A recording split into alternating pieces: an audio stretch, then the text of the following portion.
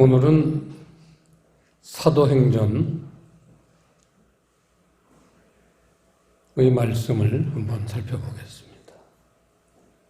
우리가 잘 알지만 이 사도행전은 사도 바울의 선교 사역에 그림자처럼 늘 동행을 했던 의사 누가가 그 첫 번째 책이 누가복음이고 두 번째 책이 사도행전입니다. 그래서 이 누가는 사도 바울을 늘 따라다니고 함께하였기 때문에 사실은 이 누가가 기록한 책의 내용은 사도 바울이 사람들에게 전한 그러한 말씀의 내용이죠.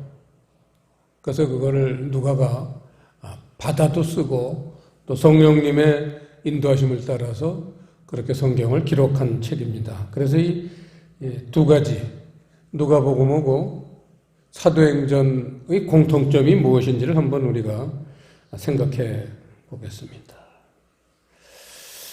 이 첫 번째 책 누가복음이라는 것은 성도들이 어떻게 성령을 의지하며 살아가야 하는지에 대해 자세히 설명이 되어 있는 책입니다. 그래서 오늘 설교 제목을 성령을 의지하며, 또한 이 사도행전은 두 번째 책인데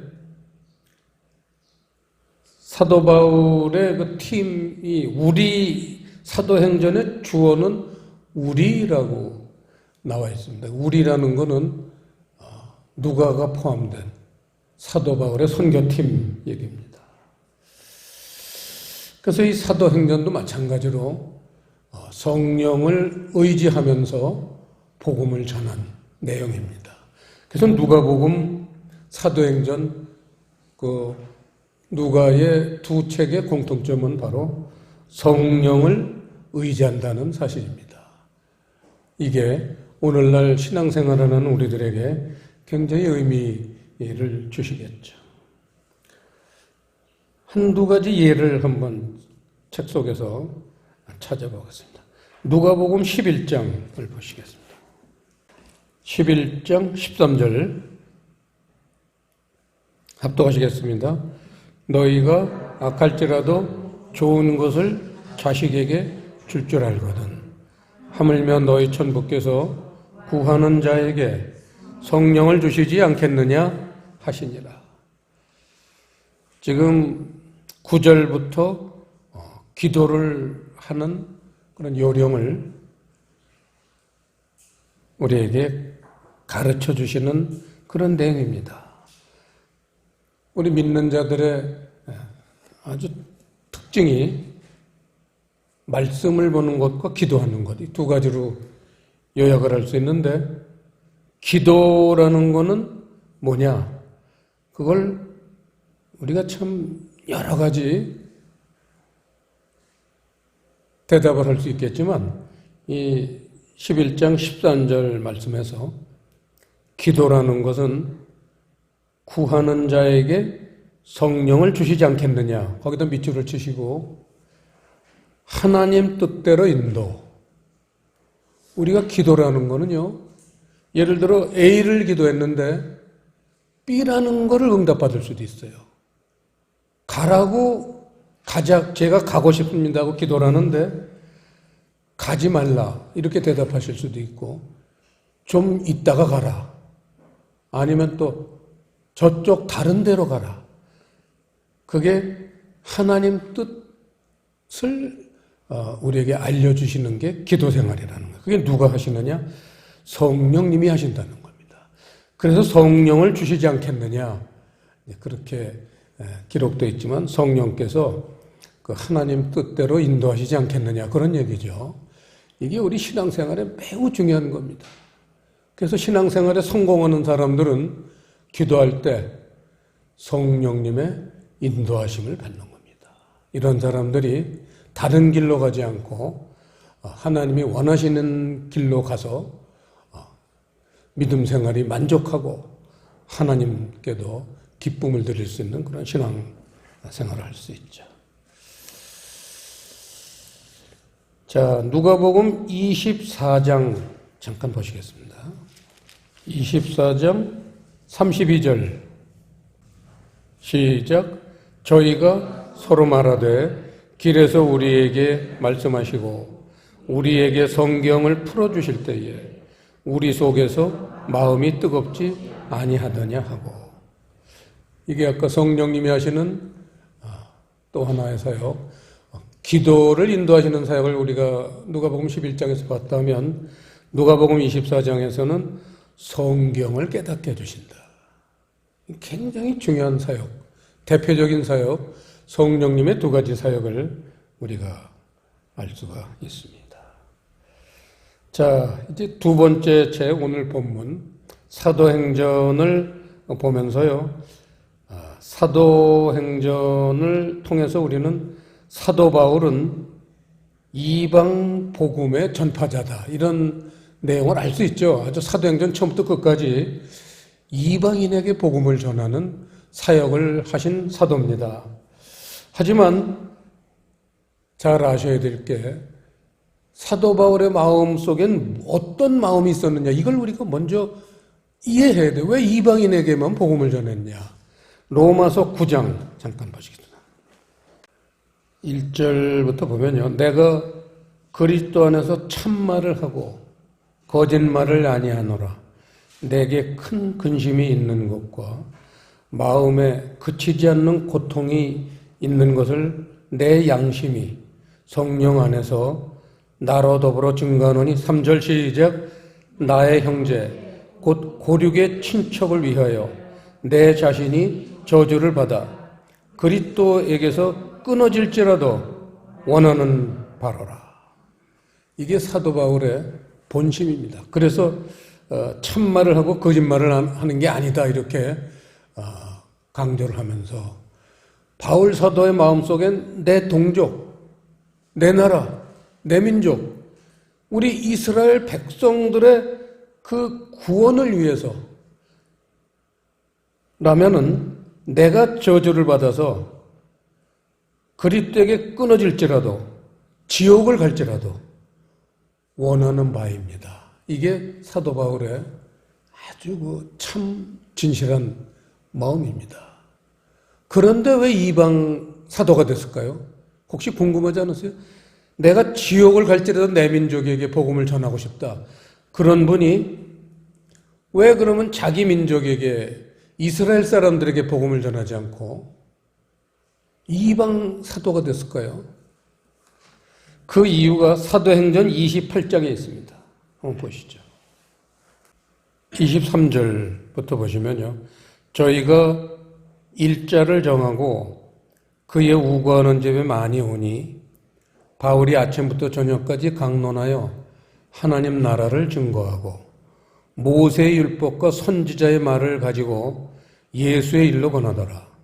그 말을 믿는 사람도 있고 믿지 아니하는 사람도 있어 서로 맞지 아니하여 흩어질 때에 바울이 한 말로 일러 가로되 성령이 선지자 이사야로 너희 조상들에게 말씀하신 것이 옳도다 일렀으되 이 백성에게 가서 말하기를 너희가 듣기는 들어도 도무지 깨닫지 못하며 보기는 보아도 도무지 알지 못하는도다.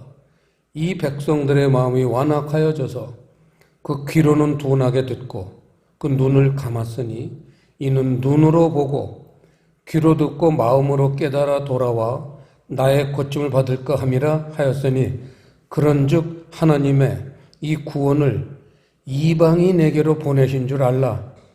저희는 또한 들으리라 하더라. 아시죠? 바울은 그렇게 이스라엘 자기 동족들에게 복음을 전해서 구원받기를 간절히 원했지만 이스라엘 백성들의 마음가짐이 그러한 복음을 받아들이지 않고 내쳤다는 거죠.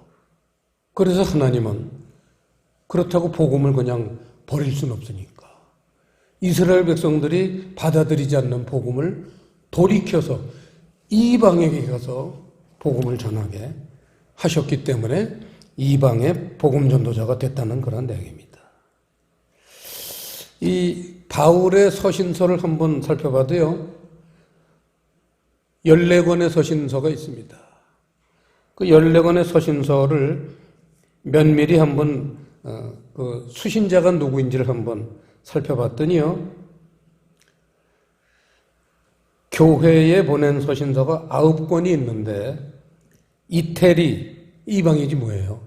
이태리, 로마서가 이태리의 수도죠. 이태리의 1권, 그 다음에 그리스의 5권, 터키의 3권, 이스라엘은 하나도 없어요.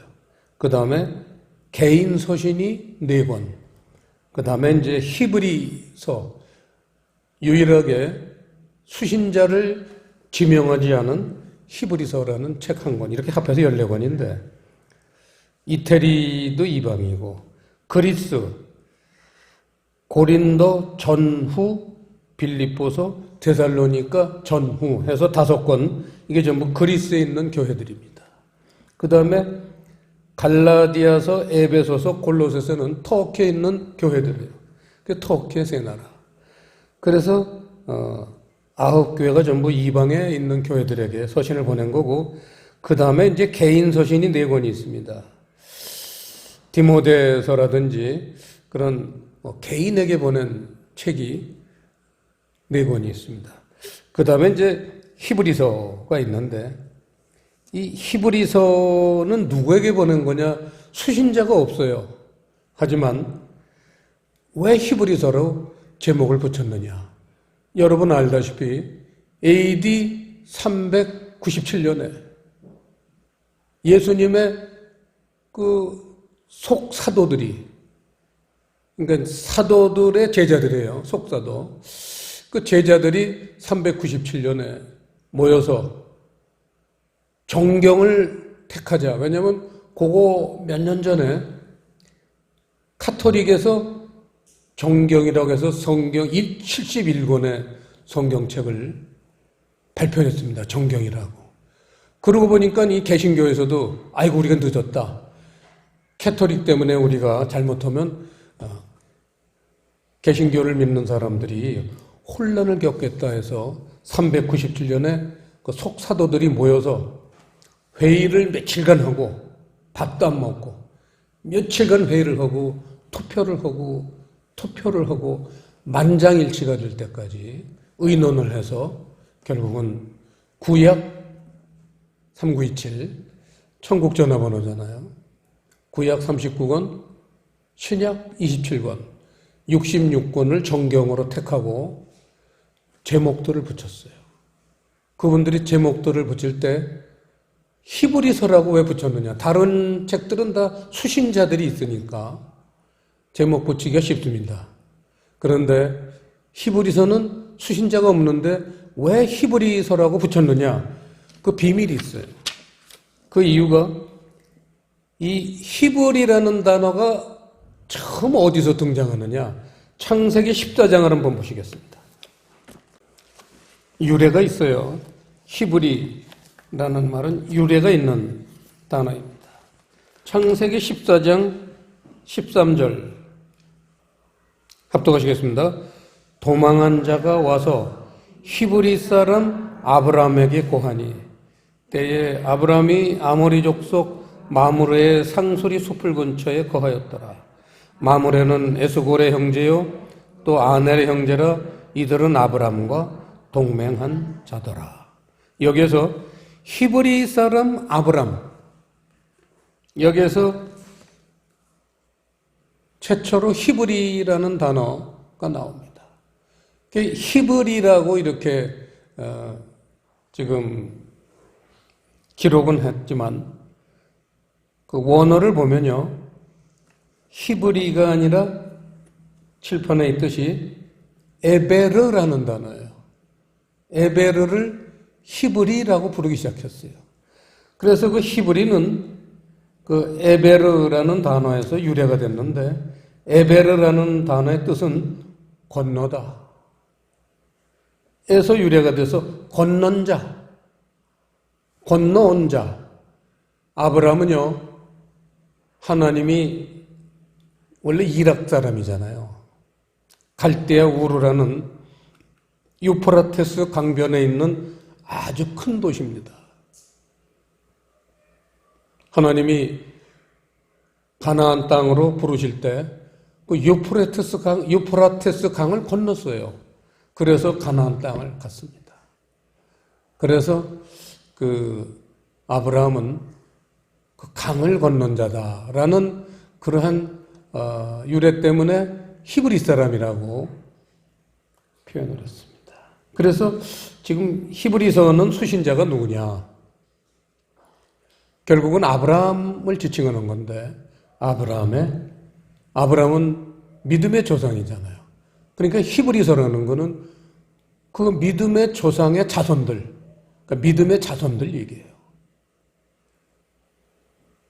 믿음의 자손들, 그거는 어느 한 국가를 지칭하는 게 아니라 온 천하, 온 세계에 믿음의 자손들에게 보내는 서신이 히브리서입니다. 수신자가 있을 필요가 없는 거죠. 모든 나라, 모든 믿는 사람 누구에게나 해당되는 거기 때문에 히브리서, 정말 그 속사도들이 제목을 너무 멋있게 붙이신 것 같습니다. 자, 이제 본문을 잠깐 보겠습니다. 이 사도행전, 저는 지난 한 주간 동안 사도행전을 1장부터 마지막 장까지 아주 면밀하게 살펴봤습니다. 왜냐하면 저희 푸른 교회는 선교를 하라고 원래 세우셨고, 우리 사모님이 환상 중에 응답을 받으셨지만 북한 선교를 하라고 아주 입지가 좋은 곳에 제가 그땐 돈도 있고 그래서 안산에 좋은 땅을 세 필지를 사가지고 근사하게 교회를 져가지고, 그 당시에 이미 안산에는 아파트가 무수하게 들어왔어요. 그 한양대학교 안산 분교도 이미 들어왔고, 그래서 거긴 교회만 건물을 지어서 교회를 세우면요 최소 500명은 모이는 그런 시대였어요. 그래서 그냥 그야말로 맨 땅에서 수영하는 것처럼 목회가 쉬운, 그 안산에다 교회를 세우려고 했는데 그걸 막으시고 고향 김포로 내려가라고 하셔서 그 이유를 저희들이 간절히 물어봤더니 하나님이 북한 선교를 위해서 너희를 보내는 거다. 그래서 저희는 그렇지 않아도 얼마 전부터 저희들이 기도를 시작했지만, 우리 개성이 여기 김포에서는 가까운 곳입니다. 다리만 놓이면 10분 거리예요. 그래서 개성에 교회를 세우는 그런 북한 선교, 내 동족에게 복음을 전하는 그런 사역을 시키시는데, 그래서 아직은 북한이 열리질 않았기 때문에, 또 공산국가이기 때문에 훈련하시기 위해서, 우리 푸른 교회를 훈련받게 하시기 위해서 베트남 선교를 명하셨고, 그 다음 인도 선교를 명하셨습니다. 두 나라를 통해서 선교를 훈련시키시고, 궁극적으로는 북한 선교를 하면은 종말이 올 겁니다. 그래서 이제 그러한 목표를 세우고 저희들이 지금 사역을 하고 있습니다. 자, 24절에 보시면요, 오늘 이 본문은요 17절에 나오지만 바울이 밀레도에서 사람을 에베소로 보내어 교회 장로들을 청하니 이렇게 되어 있는데, 에베소는 터키의 중남부 해안 도시입니다. 그야말로 정말 아름다운, 거기 한번 가면요 오기 싫어요. 집에 오기 싫더라고요. 너무 아름다운 그런 도시인데, 그 에베소 교회 담임 목사, 역대 담임 목사 명단을 쭉 읽어보니까요 전부 알만한 분들이에요. 바나바, 바울, 사도 요한, 디모데, 쟁쟁한 목사님들이 담임으로 있었던 곳입니다. 거기에 누가 계셨냐면 예수님의 어머니 마리아가 있었어요. 요한복음 19장에서 예수님이 십자가에 못 박히시기 전에 사도 요한 보고 내 어머니를 잘 돌봐라 부탁하셨잖아요. 죽기 전에. 사도 요한은 그 말씀을 그대로 실천해서 가장 로마에서 멀리 떨어진 안전한 곳 에베소를 택해서 마리아, 예수님의 어머니를 모시고 평생 거기서 마리아가 편하게 사시도록. 그 교회도 마리아 교회 이름이 사도 요한 교회도 있고 에베소에는 사도 바울이 말씀을 가르친 두란노 서원도 있고 또 누가의 묘도 있어요. 평생을 사도 바울을 수행하면서 의료 사역을 했던 누가의 묘도 거기 있습니다. 아주 기독교 성지로서는 이스라엘 다음으로 손꼽을 만한 그런 유적지입니다. 언젠간 우리 교인, 우리 성도님들하고 한번 이제 선교 성지순례를 갈 겁니다. 마음으로 기대하고 계십시오. 그러한 에베소 조금 위에, 바로 위에 밀레도라는 도시가 있어요. 바울이 이제 선교를 하면서 그 백길, 이제 배가 출발하고 그러는 시간 때문에 이제 어느 도시엔 오래도 머무르고 어느 도시엔 그냥 배를 갈아타기 위해서 잠깐도 머무르고 이제 그런 상태에서 밀레도에서도 이제 배를 기다리기 위해서 기다리시는 동안 가까운 그 에베소는 3년을 담임을 했기 때문에 아주 거기 교인들하고 친합니다. 그래서 거기 장로들을 불러가지고 지금 권면을 하는 내용이에요. 그 권면을 하면서 우리도 깊이 깨달아야 될 것이 24절 보세요.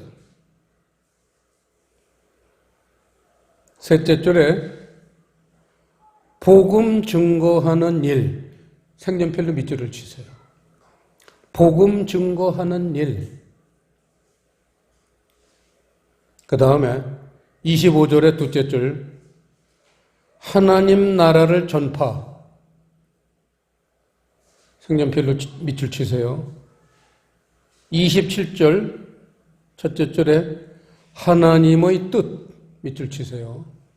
하나님의 뜻. 그 다음에 32절 첫째 줄에 끝에 은혜의 말씀. 지금 밑줄을 친 네 가지 단어가 전부 동의어입니다. 같은 의미를 표현을 달려온 거예요. 복음 증거하는 일이라는 건 하나님 나라를 전파하는 거고, 그 하나님 나라를 전파하는 내용은 하나님의 뜻을 알리는 거고, 그런 게 들어있는 게 은혜의 말씀이라는 거예요. 그러니까 이 말씀이 바로 24절에 나오는 복음이겠죠. 그래서 이 네 문장을 밑줄을 치시고 이렇게 보면요, 한눈에 들어옵니다. 사도 바울의 사역의 내용이 무슨 일을 하셨느냐. 아까 누가복음에서 우리가 잠깐 봤지만 성령을 의지해서 이런 사역을 하셨다는 거예요. 아주 간단합니다. 자, 그러면서 그 장로들을 부른 첫 번째 이유는 그런 밑줄 친 부분을 강조하셨고, 그 다음에 29절에서 31절까지는 이 장로님들에게 경고하시는 말씀이에요. 합독하시겠습니다. 29절부터 내가 떠난 후에 흉악한 이리가 너희에게 들어와서 그 양떼를 아끼지 아니하며 또한 너희 중에서도 제자들을 끌어 자기를 좇게 하려고 어그러진 말을 하는 사람들이 일어날 줄을 내가 아노니 그러므로 너희가 일깨어 내가 3년이나 밤낮 쉬지 않고 눈물로 각 사람을 훈계하던 것을 기억하라. 저희 교회도 햇수로 3년 전부터 2019년 봄부터 저희 푸른교회 설교를 유튜브로 그렇게 방송하고 있습니다. 기억나시죠? 2019년도 5월 달에 첫 번째 설교, 유튜브 첫 번째 설교, 가이사의 것, 하나님의 것. 조회수가 무려 1200회가 넘어갑니다. 그 후에도 600회, 500회를 돌파한 그러한 설교가 여러 개 있고, 보통 200, 300회는 기본으로 넘었어요. 그랬는데, 얼마 전부터 100회 미만으로 줄어들고, 지금은 30회를 겨우 넘기고 있습니다. 이게 다 누구의 조화입니까? 흉악한 이리때의 조화예요. 복음으로부터 떨어뜨리는 거예요. 사도 바울이 그 고민을 지금 사도행전에다가 고백을 하시는 겁니다. 내가 3년이나 그렇게 너희들에게 복음, 진리의 말씀을 에베소 교회에 담임하면서 그렇게 가르쳤는데 내가 떠나자마자 흉악한 일이라는 거는 복음도 알지 못하는 사람들이 와서 하나님 말씀이라고 하고 복음에서 사람들을 멀리하게 하는 그러한 짓을 하는 거죠. 그러니 얼마나 사도 바울이 피눈물이 나겠어요.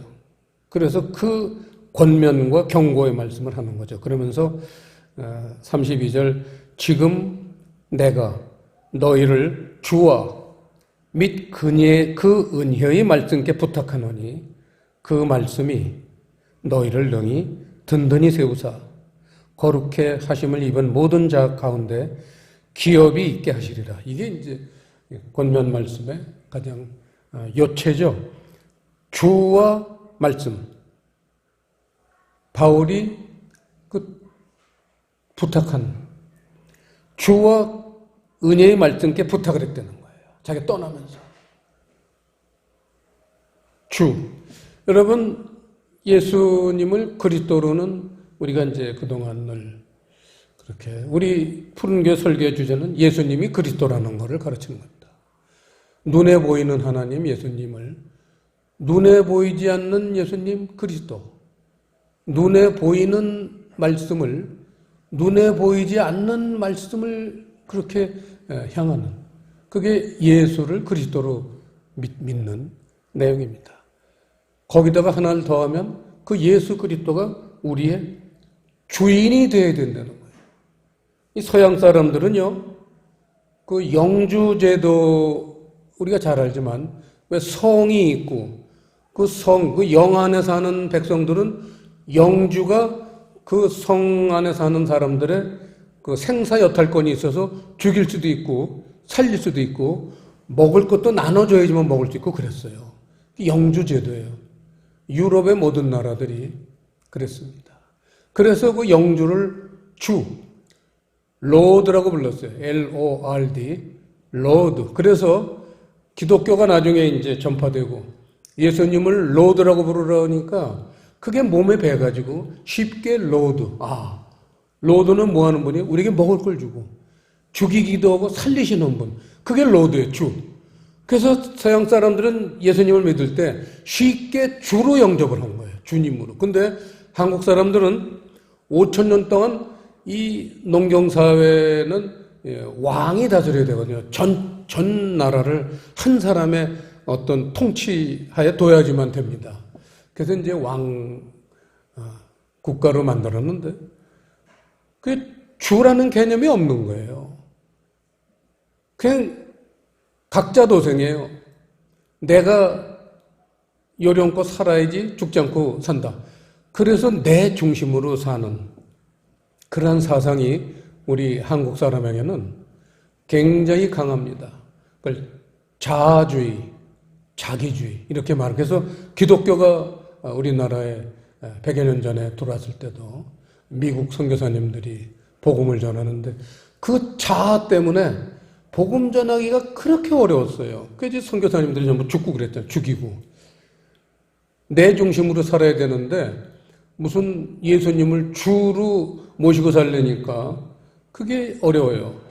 또 결국은 복음이 하나님의 그래도 은혜로 우리가 예수님을 영접을 하고 살지만 예수님을 주로 모시는 사람들은 아주 몇 퍼센트 안 됩니다. 누가 주예요? 내가 주예요. 내 주목을 믿어라.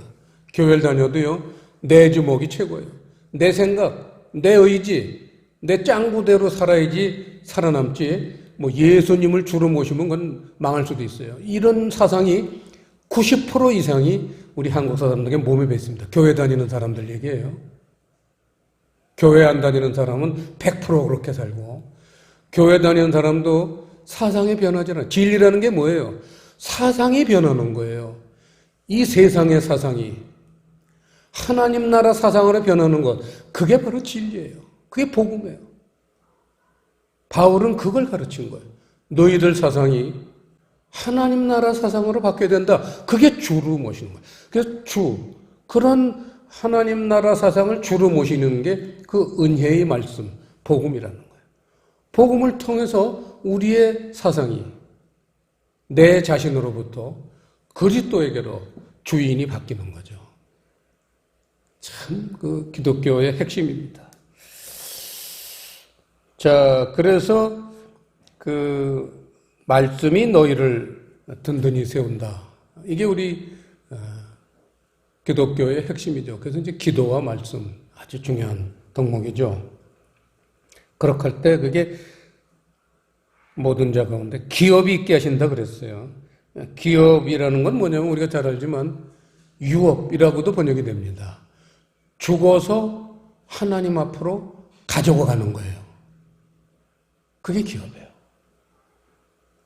여러분 신앙생활하면서 이 다음에 하나님 앞에 가지고 갈 것 지금 준비하는 게 신앙생활이에요. 그게 예수 그리스도를 주로 모셔야 되고 또 은혜의 말씀, 복음을 순종해서 그 열매를 맺는 거, 그걸 가지고 가는 거예요. 이게 얼마나 이게 아름다운 기독교입니까? 그러면서 그 35절 보시면요. 우리 기독교의 아주 대표적인 또 덕목 중에 하나. 35절 시작. 범사에 너희에게 모본을 보였노니 곧 이같이 수고하여 약한 사람들을 돕고 또 주 예수의 친히 말씀하신 바 주는 것이 받는 것보다 복이 있다 하심을 기억하여야 할지니라. 우리 신앙생활에서 반드시 기억해야 될 게 있다는 거예요.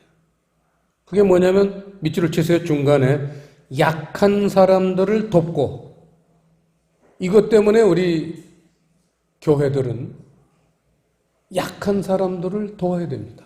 또 실제로 많은 교회들이 돕고 있어요. 우리 그리스도인들도 보면은 왜 TV 보면은 뭐 아프리카에 그 물도 안 나오는 그런 곳, 그냥 그 정말 병균이 들끓는 그러한 그 웅덩이의 오물, 그것도 없으니까 그걸 퍼다가 먹는 그런 장면들이 나오잖아요. 그러면서 뭐 10,000원씩 그걸로 보내라, 그런 광고들이 많이 뜨지만 바로 이 약한 사람들을 돕는 것, 이게 하나님의 아주 뜻입니다. 왜냐하면 받는 것보다, 주는 것이 받는 것보다 복이 있다. 거기다 밑줄을 치세요. 주는 것이 받는 것보다 복이 있다. 거기다 밑줄을 치시고요. 잠언서 21장 26절 주석을 답니다. 그건 찾아봅니다. 잠언서 21장 26절 시작. 어떤 자는 종일토록 탐하기만 하나 의인은 아끼지 아니하고 시제하느니라. 이 시제하다라는 단어는요, 영어 성경은 아주 잘 번역이 되어 있는데 give, 주다요, 주다, 베풀다. 어떤 자는 종일토록 탐하기만 하나. 이 탐한다는 거는 자기 자신을 위해서 쓰는 거죠. 탐하다.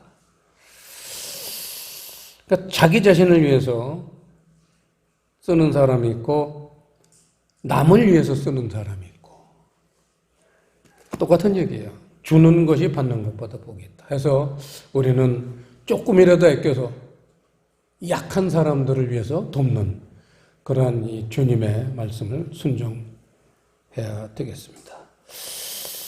그래서 저희는 그 약한 사람들을 돕는 그러한 것을 저희 선교사역의 주제로 지금 삼고 있습니다. 베트남은 지금 코로나 때문에 길이 막혀 있지만 인도는 코로나를 자체 면역들이 강해가지고 전 국민들이 한 번 이상씩 다 걸렸다고 그래요. 14억 인구들이. 코로나는 감기보다도 별로 두렵지 않게 생각한대요. 그래서 지금 생활들이 정상적으로 이루어지고 있습니다. 우리 박원고 선교사님 부부가 지금 인도, 북인도 여러 군데를 지금 누비면서 사역을 하고 계신데, 그 이제 저희도 비행기길이 이제 열리면 우리 교회도 이제 나갈 겁니다. 나갈 때에 이미 하나님이 선교팀을 짜주셨어요. 바울이 의사 누가를 늘 대동하고 사역을 하셨듯이 저희도 푸른교회가 사역할 때는 차준락 장로님이 본인이 그렇게 가시고 싶어 하셔서 저하고 마음이 맞아가지고 함께 가기로 했습니다. 그래서 선교 사역이 준비되어 있습니다. 게다가 또 박원고 선교사님도 또 침술 사역 하실 수 있기 때문에 짱짱한 의료 선교 사역이 되고, 또 주재원 목사님하고 워시퍼스가 있기 때문에 찬양, 복음 찬양 사역도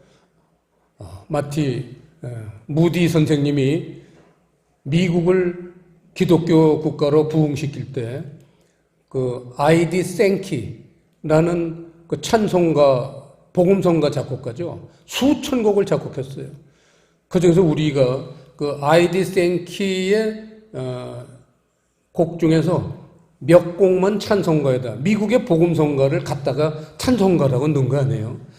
그 아이디 생키의 찬송가는 우리 성경에 한 10곡 정도가 들어있습니다. 그 391장 십자가 군병되어서도 있고 아주 많습니다. 한 10여 곡 있고, 그 아이디 생키가 복음 찬양을 쫙 집회마다 인도했기 때문에 사람들이 마음이 열리고 이미 뒹굴르고 눈물이 나고, 그럴 때 무디 선생님이 나가서 복음을 전하면 그 복음이 그냥 미국 전역에 먹혀가지고, 그래서 미국이 복음 국가가 된 거예요. 그 두 사람 때문에. 그래서 저희도 이제 그러한 샘플을 본받아서 이 주재원 목사님, 또 차준락 장로님, 이런 분들하고 같이 인도 사역, 또 이 다음에 베트남도 길이 열리면 베트남 사역, 그 다음에 북한의 또 사역도 이러한 막강한 선교팀을 구성해 주셨습니다. 그래서 그분들을 위해서도 기도해 주시길 바라고, 오늘 설교의 주제처럼, 제목처럼 성령님을 의지하지만 그런 우리가 말씀도 깨닫고 또 말씀의 뜻대로도 살 수 있고 또 복음을 전할 수도 있습니다. 오늘 찬송가 171장을 우리가 찬송을 불렀는데, 이 비둘기같이 온유한 참 아주 은혜가 넘치는 그런 가사입니다. 이 찬송가 171장 작사를 하신 분, 그 오른쪽이 작사자예요. 왼쪽에 있는 이름이 작곡자입니다. 찬송가는 작곡자는 별로 안 알아줘요. 작사자를 알아요. 가사가 중요하거든요, 은혜가. 그래서 이 작사자 보면은 G. 휴이스라는 분이 어떻게 작사를 했느냐, 이 171장 작사를 한 그런 동기가 제가 본 이 성경 찬송가 책에는 기록이 되어 있습니다. 읽어드릴게요. 주의 도우심을 간절히 염원하는 기도송이다. 작사자는 불운한 일들로 인해 정신 파탄 증세를 보이다가 성령의 도우심으로 회복된 인물이다. 그리고는 이 찬송가를 작사한 거예요. 비둘기같이 온유한 은혜의 성령 오셔서 거친 마음으로 만지사 위로와 평화 주소서. 여러분, 우리가 살면서 태어날 때부터 조상 DNA 때문에 삐뚤어진 성격도 있고, 또 오늘 이 작사자처럼 살면서 아주 힘든 일들을 겪으면서 성격이 삐뚤어지고 그런 삶을 우리가 살고 있습니다. 이분 보세요. 성령의 도우심으로 정신 파탄자가 올바른 사람으로 변화가 되어서 오히려 우리들에게 정신 파탄까지 안 이뤘지만 오늘날 신앙생활하는 사람들에게 얼마나 은혜가 되는 4절 연약한 나를 도우사 하늘의 먼 길 다가서 주님의 품에 안기는 영원한 안식 주소서. 기도하시겠습니다. 아버지 하나님, 오늘은 사도행전 누가복음을 통해서 바울의 가르침을 저희들이 깊이 묵상했습니다. 오늘 저희들에게 주신 이 교훈이 잘 박힌 못처럼 우리 영혼에 생명의 양식이 될 수 있도록 성령님 인도해 주시옵소서.